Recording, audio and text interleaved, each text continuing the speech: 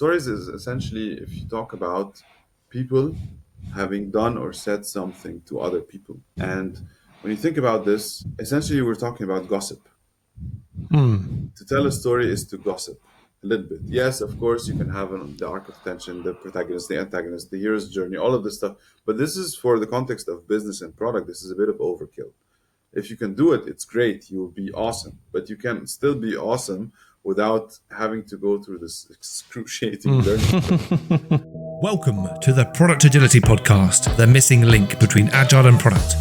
The purpose of this podcast is to share practical tips, strategies, and stories from world-class thought leaders and practitioners. Why, I hear you ask? Well, I want to increase your knowledge and your motivation to experiment so that together we can create ever more successful products. My name is Ben Maynard, and I'm your host. What has driven me for the last decade to bridge the gap between agility and product is a deep-rooted belief that people and products evolving together can achieve mutual excellence. Hello and welcome back to the Product Agility Podcast. If you're listening to this, then it must be Thursday, because we release episodes every Thursday, and try and keep the quality of guests very high. Now, we are not known to be heavy on bullshit in this podcast. So when we interviewed a lot of the speakers at Productize, some episodes did well, some episodes did really well. And one of the episodes that did really well was the Open Secrets of Successful Speakers with Abdo Wahba. And it did so well, we've invited him back for a full-length episode, but we are going to be exploring more secrets of successful speakers, or not secrets, because technically not a secret if we're going to put it on a podcast. And delving into some of Abdo's wealth of experience in product management. I think 17 years. Also involved in change management as well, and has spent this more recent part of his career focusing on helping people become successful speakers. So I'm hoping to get some tips from myself. Abdo, it is excellent to have you back on the podcast. How are you? I'm doing great. It's a pleasure to be back on your podcast. I enjoyed the last episode, and that's why I'm highly motivated to join you again and share more secrets. Good. Well, for those fools that didn't listen to the original episode, would you mind giving people an introduction to yourself? Yes, my name is Abdo. I'm from Egypt. I'm a trained engineer, but I've worked for the past 17-ish years in product management and leadership, and in various industries, in various setups, in various products, all in software. And I also have delivered over 1,300 hours of coaching and training with a focus on presentation skills, public speaking, and product management. How did you get into this thing on helping people with public speaking? It started when I was in university. I was part of an activity that was basically organizing workshops for students by students to train them on soft skills. And I realized I have a knack for this back then. And it stuck with me somehow that I essentially, whenever I find someone who is not doing a good presentation, I get frustrated. And if I can change it, then I act to change it. And it turns out that a lot of people needed this change, and the things that I learned when I was younger seemed to be not common knowledge. And I realized that I was very lucky and blessed to have people show me this correct path once upon a time. And this is essentially what I'm trying to do. I'm trying to show people you can be a much better speaker, whether it is in a conference or in an internal presentation in your company, if you follow very simple steps. Awesome. Well, maybe we can cover a couple of those steps, but I think we should start the conversation around the recent piece of discovery work that you've been doing. So you've had a bit of a focus of late, trying to get some data and maybe perform some analysis, I suppose. And you said it's around around particularly on product managers. Is that Yes, correct? it is correct. I have been exploring for the past few weeks, I've been exploring the different use cases product managers have when it comes to presentations. Because I realized that essentially, if you go to product managers and tell them, hey, why don't you invest in your presentation skills because it will really elevate your game? The response is usually, yeah, I think I do. I think I should. But honestly, I have more important stuff to do. And I built a hypothesis that this is the response because presentation skills as is doesn't necessarily speak to a specific problem that product managers have, at least from a perceived point of view, versus, I mean, not versus, while the problem is there. Like everybody struggles with presenting internally to stakeholders. I mean, the struggle with stakeholders is real to sway them to your plan, to get them to opt into your vision or your ideas, or at least to get them not to block your efforts. Everybody faces that. And one of the key solutions to those problems is essentially if you're able to tell a better story, if you're able to make a better case, if you're able to present your ideas in a way that the stakeholders can relate to. And this is essentially built through working on your presentation skills. So what I was trying to explore is essentially, okay, how does the problem of lack of presentation skills or presentation skills that require improvement, how does this problem manifest itself? And what is the correct positioning slash formulation of this problem in the eyes of product managers? Okay, well, let's take it's a lot to digest there. Yeah. A lot to digest. Let's start at the beginning. So, when you were looking at different use cases, like what were the use cases that you were able to discover? The interesting thing that I found was that there are a lot of varying use cases, but there is also a bit of overlap between most of everyone I spoke to.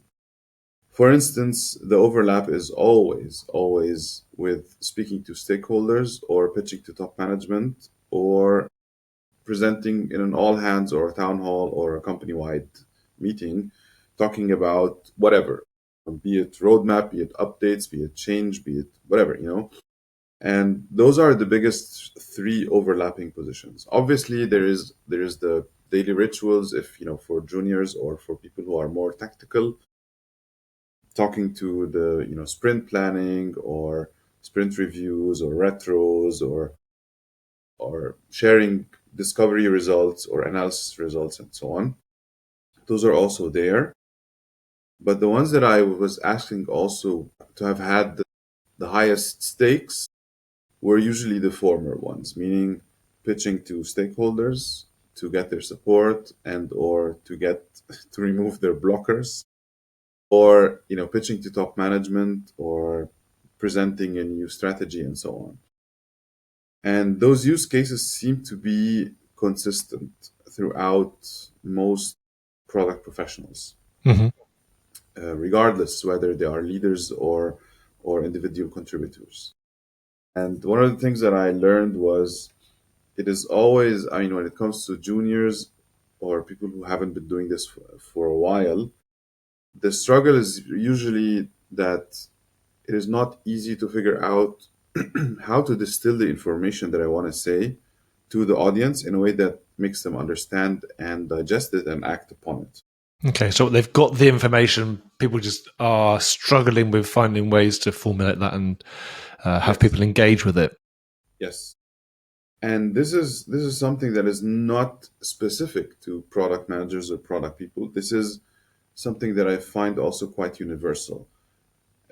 And it's one of those things that is really baffling to me because it is universal across cultures, whether you are from the UK, from Europe, from the US, from the Indian subcontinent, from North Africa, from Asia. I find this quite prevalent that Hmm. people, whenever they have a presentation or they want to talk, they have to make a point. They don't really start by thinking, what do I want to, what do I want to reach? But they start by thinking, what do I want to talk about? Mm-hmm. And I think we addressed this in the last episode, but I Yeah. don't get tired of saying that because it's so prevalent that, a lot of people think, okay, what do I want to talk about today to this audience? And they start listing their ideas. I want to I want to introduce the topic. I want to present some background. I want to present my data. I want to present what I did. I want to present where we're going. I want to present also the stuff that we delivered. But if your audience is there, especially if you have a stakeholder who is a hippo stakeholder, high paid opinion in the room, or like a CEO or a director or top management, chances are they don't necessarily care about this. They come in with a specific question like, should we support this person or not? Or will this initiative make us money or not? And this is the question you need to find out, and this is the question you need to be answering. And this is how you build your entire presentation. Like, what do I want the audience to retain, take away after they leave the presentation? I think it's really ironic. Is it ironic? I don't know. I mean, like, you look at product people, and even like people in the agile profession, we take these two separately. One, if you're in the agile profession, working closely with your customers, making sure you're delivering value incrementally, all these great things. And then we go and give presentations which don't do any of those. We ignore that advice, and we get into a habit of maybe preparing for a presentation, which is based upon our previous experience. And then I say, when we're in the moment, our inability to think is probably down just to the fact that we feel threatened in some way. Not everybody really revels in speaking in front of people. They hate it. And so maybe a mixture of these two things, the habit and then the perceived threat and the fear when you get in there, just cause people to deliver really lackluster presentations. And then we think about from a product person's perspective, a lot of P's in there, the product person's perspective. I did well for this time in the morning to get that out without stuttering. That if they took the perspective of their presentation being more like a product and did the work of understanding stakeholders and understanding what they wanted to, and then kind of pitching it to them in such a way which is more aligned with how they would talk to their users or go about understanding what their users want, maybe they would be more successful in it. It's a strange habitual thing, I think, that we get into when it comes to presentations and public speaking. It's hard to break out of. It is very strange, because I don't know how something can be so universally incorrect across cultures, across nationalities, across languages, across upbringing backgrounds. How can everyone in the world, not everyone, but like, how can it be very, very universal? And honestly speaking, I don't know, and I don't care. I just find it that it's a problem that needs to be fixed. And the thing is, I also, one of the things that I realized is that if anyone went to some higher form of education, be it in school or in university or whatever, when you're sitting in front of the teacher or the professor, you are highly incentivized, maybe not motivated, but incentivized to listen and take notes and take away as much as possible from what the teacher or professor is saying. But as soon as you exit this education system and you are in a work environment, or not even in a work environment, there isn't such a consequence, because there is no test, there's no exam. This high incentivization, or this very vivid incentive, is no longer there. If you miss something in the presentation of the CEO, nobody will give you a test on it. There's no MCQ exam that will ask you, what did the CEO say? And that's why a lot of times we find ourselves if we're attending a presentation, a conference or whatever, we find ourselves distracted. We find ourselves opening up our phones and checking our email or doing whatever. And I'm not saying that this is a bad behavior. I'm just saying, if you look at this from a speaker's point of view, the audience no longer has a very deep incentive to listen to you. So if you are not able to hold their attention and engagement throughout the entire time that you're talking to them, chances are they will be distracted. Yeah. And this also brings a new thought or a new view of things, that not only do you have to manage their attention and engagement and keep it, but also you have to be very sure that, how many messages or takeaways do you want to give the audience to go after they leave? Because if they're not taking notes, if they're not incentivized to listen to every word that you're saying, and if they're not incentivized to study and look into their notes to study what you said, because there's an exam, because there isn't one, then there is a high chance that you won't be able to tell them a lot of things and for those things to stick. I suppose if you're trying to convince a senior stakeholder of something, then you're kind of on the back foot because that person, maybe like doesn't want to change their mind. People don't like changing their minds. If you're trying to convince somebody of something else and sway them into a particular direction, but actually finding ways to engage that person and making it incentivized so that they are taking notes and that they are willing to change their mind is a brilliant skill to be able to obtain. And are you saying then from your experience, this is a skill which we can all learn, regardless of our position in society or the organization or the world, that we're able to learn these skills to keep people engaged and to make people feel incentivized to change their mind or come with us on the journey? Yes, it definitely is. I mean, I remember a long time ago when I was working with a friend of mine in his company, and he was trying to introduce a new way of working to his team, and he brought me in to kind of shake things up a bit.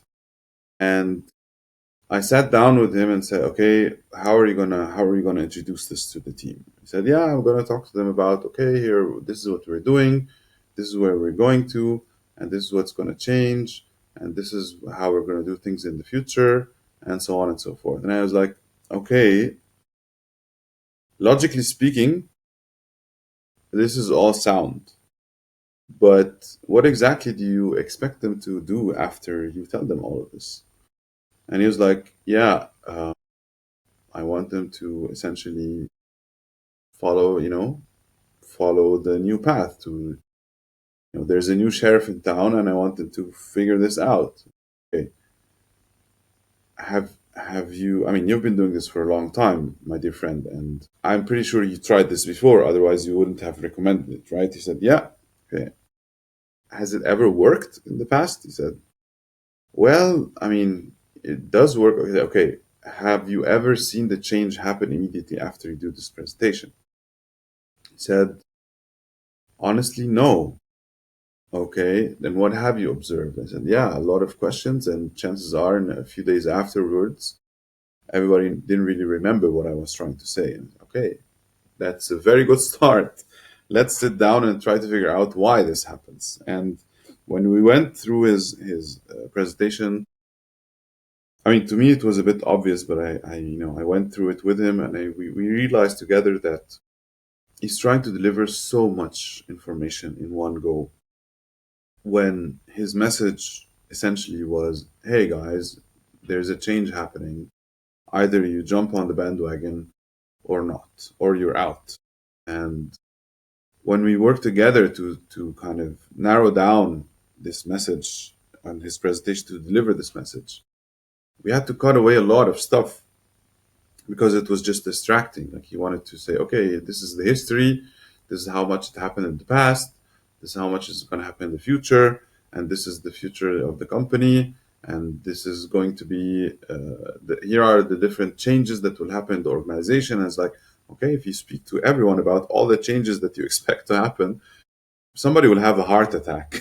This is, you've been thinking about this for the past few months and weeks, but they're hearing this for maybe the first or second time. So you have to kind of be gentle and essentially focus your message on something very specific. So we reworked it entirely to, listen, guys, change is ahead, and we have to get with the times, and we're going to change a lot of things. And that's why I'm bringing in new people to do this change. It was received much differently. Like, the discussions and questions afterwards were very different than the usual. And you can see that people were afraid of change, and that's normal, but they were kind of cautiously approaching it a little bit, at least in the discussion. And the surprising fact was, I didn't know it during the time, but after the presentation, after the discussion, was debriefing with him, and he was like, "Yeah, remember this person who kept asking questions and was asking questions about how we're going to change and what she can do, what they can do to change, and so on." I said, "Yeah, that was very positive."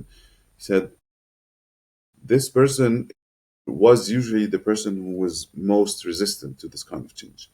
And I was surprised because, and he was also surprised, and he said, "Yeah, maybe we did something right this time." Yeah, I said, "Yeah, this is what happens when you kind of move in a different way and start thinking about your message in a different way."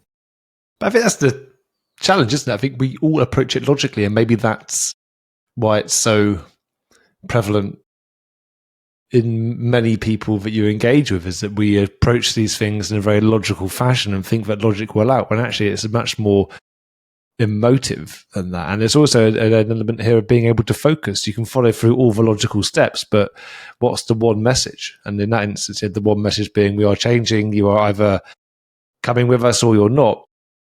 I think it's a really powerful message. It makes your options very clear and then forces people to understand, okay, well, what are we going to do? Am I going to go ahead with this, or am I going to look to find another job? And I think then some of the challenge then is, keeping that message real and helping people exit gracefully, right? So you can get the people in that you need. So if we took that example of that focus, and let's say you are a product person, you are trying to convince a senior stakeholder, what are is one of the early steps that you would then do in supporting somebody, based upon the discovery work you've done, actually helping them focus on what the key message is, or is there steps before that? Yes. So first of all, whatever I would do with, if I need to, I mean, there's a thing, there's the situation that everybody in product faces. You have prepared a certain narrative, and you go into a presentation with one of your stakeholders, who is maybe the CEO or top management or whatever, and 2 minutes or maybe a minute into your presentation, they say, "Okay, listen, I want you to skip the narrative and just go straight to the conclusion. Go to the last slide. Spare me this time. Go to the last slide." And I've obviously faced that before, and I've talked to people who have faced that multiple times. And this is usually a sign that we're not really getting to the point fast enough. And one of the people I worked with, they had this problem, and what we worked on together is to flip it, like flip the situation. You can call it whatever you want, the inverted pyramid, don't bury the lead, or whatever. But I like to tap into my background and culture, being from Egypt. We have this saying, which is, start from the end. Spare me the fluff, start from the end. What is the bottom line? And that is what I genuinely always recommend. Start from the end. Okay, you go in. If you want to talk to a top level stakeholder and you want to tell them, "Hey, I need to course correct," or we are moving in the wrong direction and we need to change things, or this is my new strategy, or whatever you want. This is how you start. Okay, listen, we are here today because I want you to understand that the results of our discovery is showing that in the direction in which we're heading is not okay. Start from the end. You don't have to tell them how you walked them to discovery, how many people you talked to, how many interviews you did, what are the initial findings, and put this all aside. Start from the end. And then you know what will happen? They will start having questions in their heads. And if you're able to anticipate those questions and then build your narrative based on those questions, you will have their attention. So if for example, I mean, this person that I worked with, they wanted to tell them, "Hey, the analysis is not working. The analysis shows that what we're doing is not working. We're building a loyalty we were thinking to build a loyalty program. Everybody, we've had experience with it. We shut it down in the past, and everybody thinks it's going to work, but the data shows it will not work. So this is what you start." And then this friend of mine, this colleague of mine, did that. He said, "Hey, today we're here to talk about the recent efforts of our investigation in the loyalty program and whether it's going to work. And to start from the end, what we found is it won't work." And the next question was, okay, why would it not work? And then they say, okay, the stakeholder didn't even get a chance to ask the question, because my colleague built it as such that, okay, why won't it work? Which was immediately the question that the CEO had. because 1, 2, 3, 4, 5, the analysis shows, yeah, there is potential, but when we talk to our customers, we found that they will not take part in it because everybody's looking to build their own loyalty program. Nobody wants an open platform loyalty program now anymore, even though the users are interested in it. Okay, and how did we come about this information? How did we come to this conclusion? We did it because we talked to this. Here are the list of customers we talked to. Those are the ones who are happy, and those are the ones who like the idea so much that they're building their own loyalty program. And therefore, if we don't have those 7 customers or partners in our program, we don't have a program. And the story. It was clear. Obviously, it was backed up by data and everything, but that, instead of starting with, we did an analysis of all of the customers and all of the users, and we found that the users, 80% of the users liked the loyalty program and 20% were not very interested. And based on our data, there was no real fraud happening, and blah blah blah blah. Then the customers were not going to support. So in conclusion, it's not going to work. Half the audience has already fallen asleep, or at least felt confused. Okay, what the hell are you trying to tell me? I just want to know, will we move forward with this damn thing or not? So when we flipped this whole situation and said, okay, start from the end, you have the stakeholders' attention. I've also had a similar experience myself in the past, and where I want to, you always have this issue of convincing stakeholders, hey guys, the things that you're asking for is too much and we cannot deliver that on time. And this argument never ends. Yeah, but what the hell is the team doing all day long, except other than working on the stuff that I'm asking for, because the stuff that I'm asking for is the top priority, should be the top priority because I'm the one bringing in the money or whatever. Even if it's not said explicitly, we all of us know that when you have such a stakeholder in the room, this is what they're trying to say, or at least this is what they're thinking. And one of the things that I thought, okay, how can I deliver this message to those stakeholders in a way that they understand, and that is just, that's clear enough for them to say, okay, I get it. So what I did was I put together all of their requests, I sized them up, I learned something from a different planning process, and I decided to bring it in, which is we made up a fictitious currency. Because the stakeholders were commercial people. So we made up a fictitious currency, which is essentially story points, but we just called it a currency. We gave it a name, like PA euros. Yeah, Abdo dollars. PA dollars or whatever. Yeah, and we said, okay, listen, guys, this is everything you're asking for is our shopping list, and if we sum up everything in our shopping list, which is all of the requests you're asking for, all the ideas that we're going to do, we will have to spend 1,370 PA euros. But if you look at our capacity, if we use the same currency to estimate our capacity in terms of engineering, we only have 250 euros to spend, or PA euros to spend. And therefore, we can only cover a small fraction of it. And all of a sudden, those commercial people were like, shit, we are poor. This is a direct quote. This is a direct quote from a chief sales officer I worked with before, and I was preparing for this, and he called me up. Back when we had phones on our desks, and he called me up on the phone and said, hey, Abdo, I think you're working late today because you're preparing for our discussion tomorrow. I said, yeah.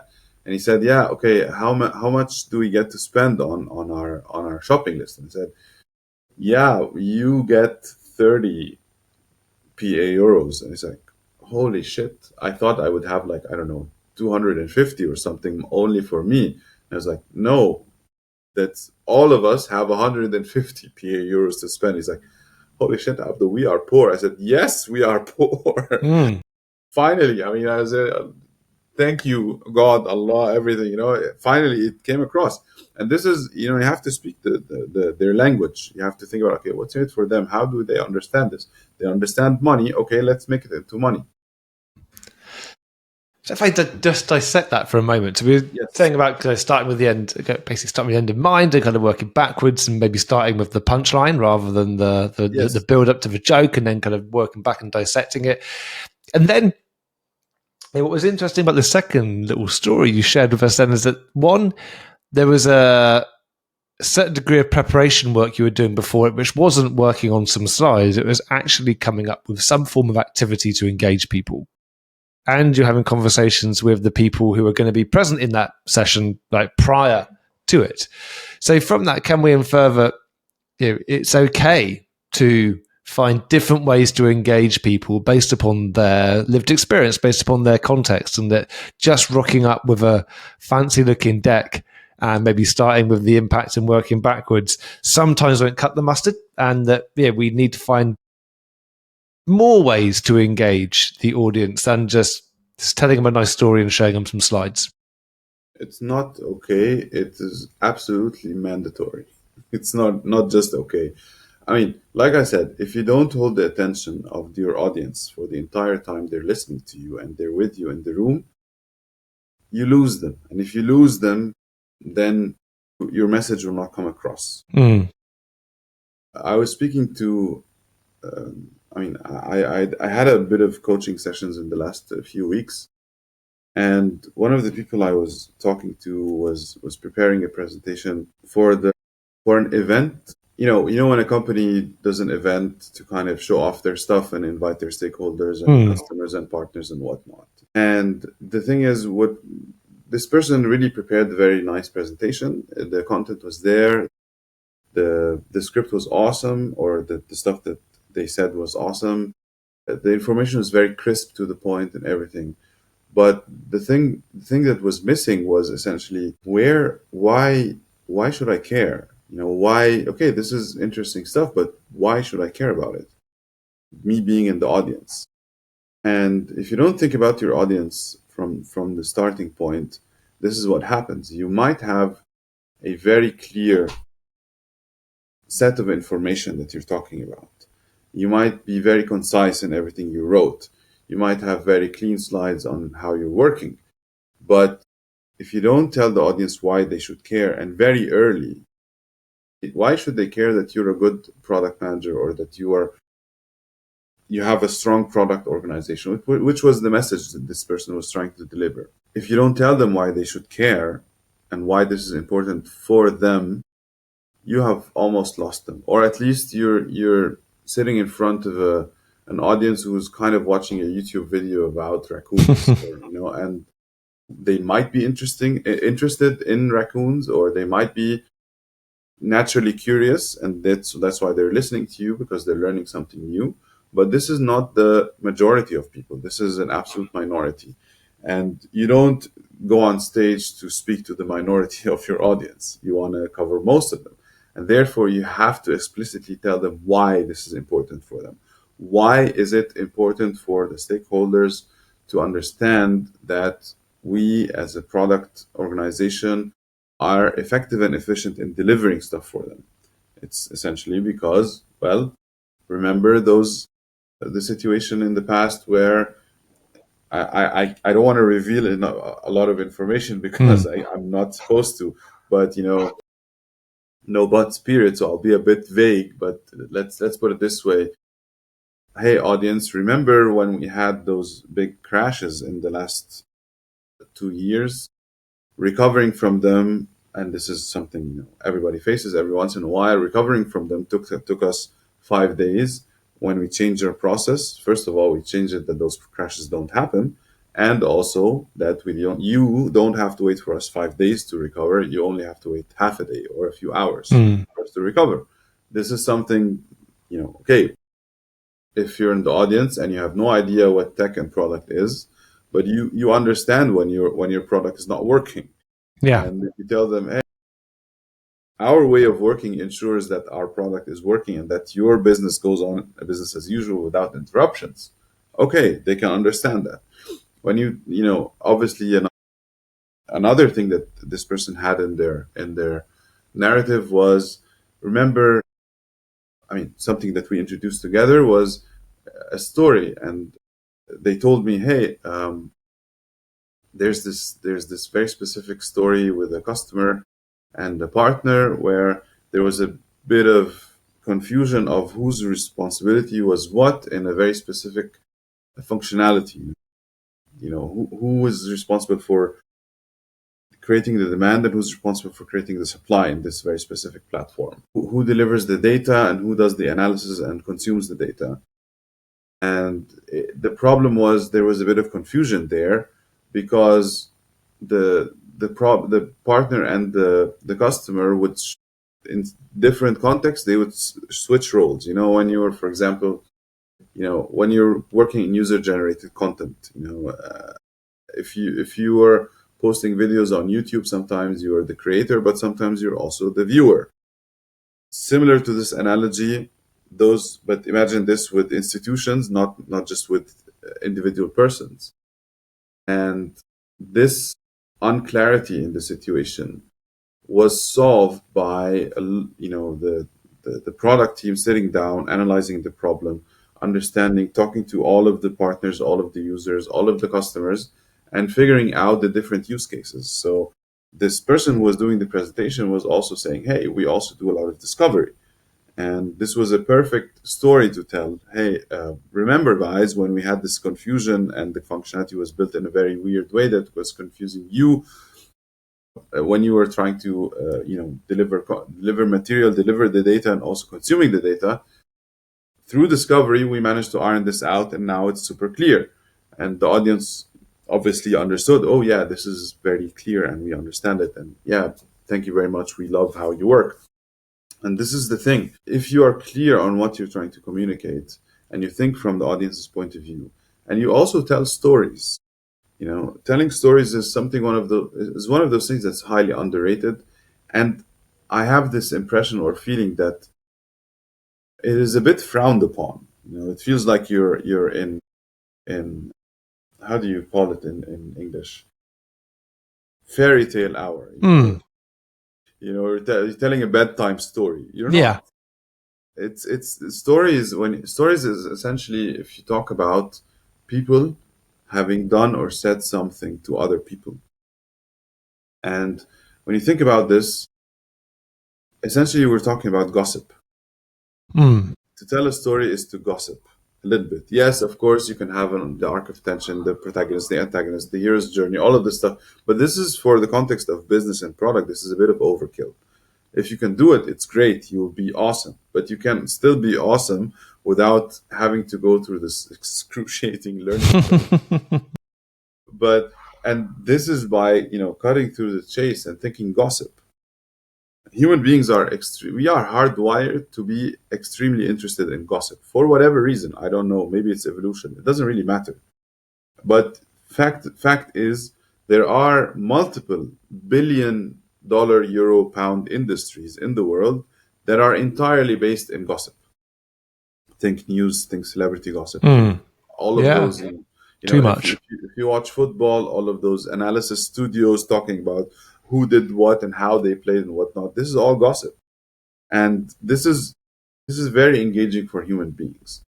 And therefore, if you want to engage the audience, you have to not only deliver your point, but deliver stories, i.e. So our time is moving towards the end.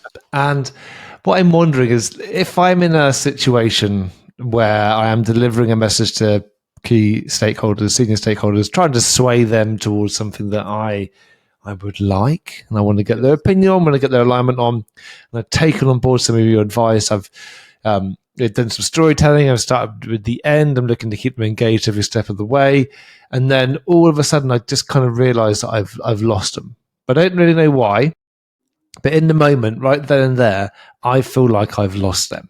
What advice do you give to people when they find themselves in those moments? The one advice that I can give people, that I can give lots of advice, but if there's one thing you should remember is, if you feel that you have lost your high-level stakeholder audience, then jump to the conclusion. Try to get to the conclusion as fast as possible. This is if you're already in the situation and you realize that you lost them. because you haven't really structured your presentation as such. Ideally, or not ideally, the more sane advice that I would give is prepare with the conclusion up front. Start from the end. We are here to talk about this. We are here to talk about our next release.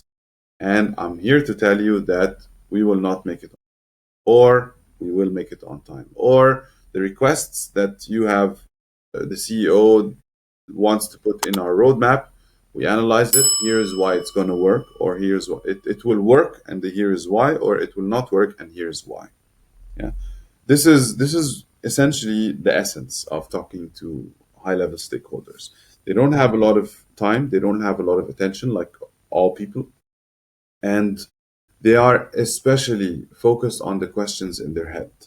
So, I mean, sometimes actually, when I have a presentation to a high-level stakeholder who is internal, who I know, I ask them, hey, what do you want to know? Before the meeting, before the presentation, a few days or whatever, while I'm preparing or before I even start, listen, we have this update. What are the things you want to know about? Or I did this and asked, what are the questions you want me to answer up front? And a lot of times they answer and they say, hey, I want to know this and this and this. And thank you very much. This is how I'm going to build my story. Question number one, is it going to work? Yes, it's going to work. No, it's not going to work. Question number two, why? And question number three, how did I decide that this is the reason? So this is, for example, I mean, this is usually a very known template. Statement, reason, and how did I get to this reason? Another way of, if you want to convince them to do something, the easiest storytelling template is, Houston, we have a problem. Listen, guys, we have a problem. The problem is X. And the reason this problem is important is Y. And the reason it's important for you, not only for me, is X. And the reason why we should tackle it now is this. Therefore, the way we should tackle it is that. And why we think it's going to work is this. Mm-hmm. So if you follow those steps, the problem, why it's important for you, why it's important now, here's what will happen if we solve it, here's the solution, you're more or less golden. If you follow this template, you will be described as a strong storyteller. Or this, when people say, hey, you have to tell a better story, follow this template, you will tell a better story. I can almost feel people kind of going back 60 seconds on their podcasting app just to kind of just make some notes about what those things were, because there's some really solid advice, and really practical as well. I think, yeah, we do get lost in our let's break things down to a very logical set of statements or points we're going to tell, but actually then when it comes to storytelling, there are different ways that we can approach it. And I think what's coming through from me really loud and clear is it's starting with something emotive, something that captivates people, explaining the problem or explaining the outcome, the impact, and only then kind of giving then some of the information behind that, because then you can get people engaged in the first few seconds and hopefully they will remain engaged throughout. And there was something I remember many years ago, I can't think what it was. Maybe it's watching something about stand-up, I can't remember. But, if you can get people engaged, you can get people laughing in the first few seconds, then after that, the challenge is kind of keeping them engaged, which is a damn sight easier than trying to pick up their engagement whilst they decide that the best thing for them to do is go and check the sports results on their phone or in some other way distract themselves. Abdo, thank you very much for coming on and sharing some of your stories and your tips and your advice. There's a lot there for people to digest, and say thank you very much for taking the time on this. What is it today? Tuesday morning. This episode, yes, Tuesday. And this episode has been recorded on the 26th. So this is coming out next week. So if you listen to this on the Thursday, this was recorded last week. In our general drive to keep our episodes fresh and keep the content real, we are still keeping that lead time between recording and release very, very short. So please do get onto social media and let us know your questions, your thoughts about this episode. But Abdo, if there was something you wanted to leave our audience with, something you feel that and it is important for them to remember and retain about the time we spent together today, what would it be? It would be, if you are going to talk to an audience, be it 2 people or 2,000, always think, what do I want the audience to take away after they leave my presentation? And make it one thing, because chances are they will only take this one thing with them. Awesome advice. Abdo, if people wanted to communicate with you, ask you questions, employ your services, how should they go about doing that? I'm available on LinkedIn. You can find me under Abdo Wahba, Abdo Wahba. And just write me. I'm quite responsive there. I'm also write a lot about presentations and products and so on. So see you there. Excellent. Well, everyone, go and do that. If it's something you're going to do now, like 1, go and connect with Abdo on LinkedIn. 2, find a post from the Product Agility podcast and give it a like, or maybe even add a comment, because your engagement and your comments, reactions on social media are what keep this podcast going.